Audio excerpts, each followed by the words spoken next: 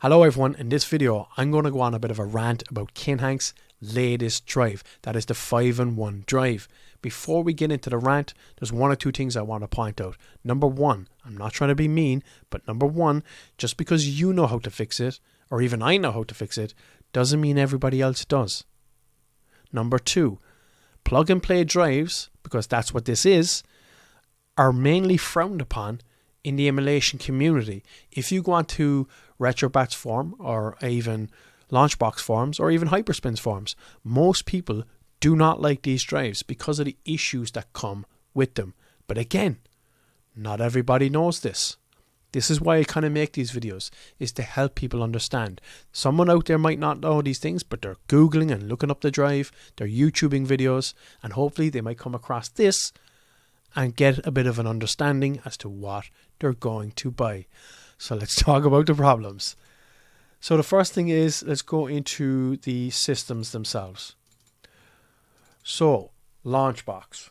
We all know, if you've seen the previous video, Launchbox, the version he has, is over 1 year out of date and it's a pirated copy. Not only that, the emulators he has given on this drive. Let's look at one of them. The PS3 emulator. Check for updates. It's over 728 days out of date. How many reviewers have you watched where they've said, I've had a problem running the PS3 games on Launchbox? You think this could be the problem? It's over 728 days out of date and it's running on a piece of software that's also over a year out of date. That could be the issue. But again, these things happen when you buy a plug-and-play drive. But again, not everybody knows this. Not everybody knows how to update these things. Not only that, the 360 is also nearly 700 days out of date. Again, that's probably why some reviewers have had issues. The emulators that are in the Launchbox section are also in the RetroBat section. So either way, you're screwed. You need to update them. You need to fix them. Again, that's a you decision if you know what you're doing. Going back to Launchbox. Let's load it up. So we have, as you can see, white logos. I've made a video showing you how to fix that. I'll leave a link either up in the top right here. I think it is the annotation cards, I think they're called, or else down in the description down below. I'm showing you how to fix these. But the two things I want you to notice in this menu. Number one, the white logos. And number two, down in the bottom right there, it says how many systems are, how many games. See, it says Sony PlayStation 2. Look at the very bottom of that. 2 European games. Okay, let's back out. Now let's go to the original drive. That is the Hyperspin drive. Wow, I've got a PS2 European logo, which he made, which he could have easily copied and pasted over to the new drive. He clearly must have done that before because all the logos are the exact same on the new drive. So he just probably gave up. I don't know. Not only that, remember he had 2 games? There's 362 in this one. That's a lot of games missing from the European section.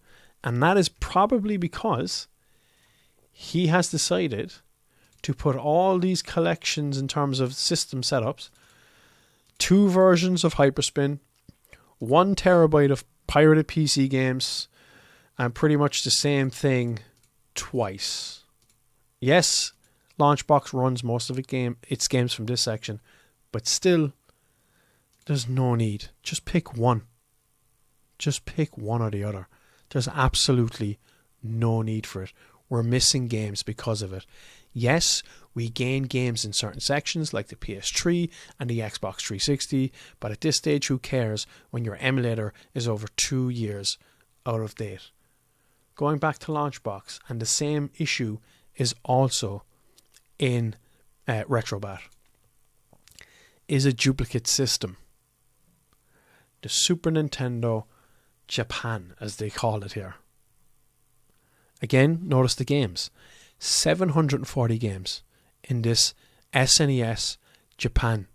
For those that don't know, the SNES Japan is actually the Super Famicom, which is right here. So it's the same system twice, yet it has less games. It has 525. I have no idea what he's trying to do. This makes no sense. And as you can see, the beauty of an outdated Launchbox menu, slow and sluggish. Some of the games are duplicated. I'm going to be honest, none of these games have worked for me. I'm currently trying to fix them on my own drive because I just want to leave this drive as the original one, and I have a backup that I can mess with, which I'll show you in a bit.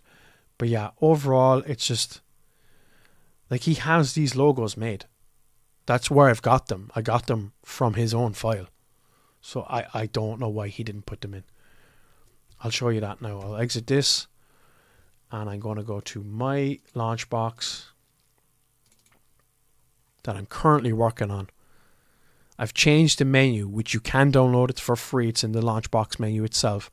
It's called Unified Redux. And this is it.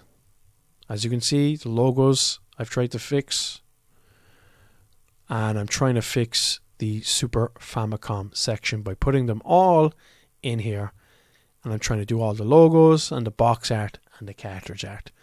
Anyway, I'm going to kind of end the video here. Overall, there's things I like and there's things I'm really, really disappointed with. And that is, I feel sorry for those that buy this drive and don't know what they're doing. I really do. Because there's so much wrong. There is so much wrong. Like emulators being 2 years out of date, pirated software in terms of Launchbox. And I've had people say to me in the comment section on my previous video where I pointed it out being pirated is, so what? Everything else is pirated? And I kind of agree. Yeah, you are kind of right. But at the same time, I don't think Panasonic is losing money when I pirated the 3DO because it doesn't exist anymore. The same goes for most of the systems in here. They don't exist anymore. You cannot make the 3DO. Panasonic doesn't make money.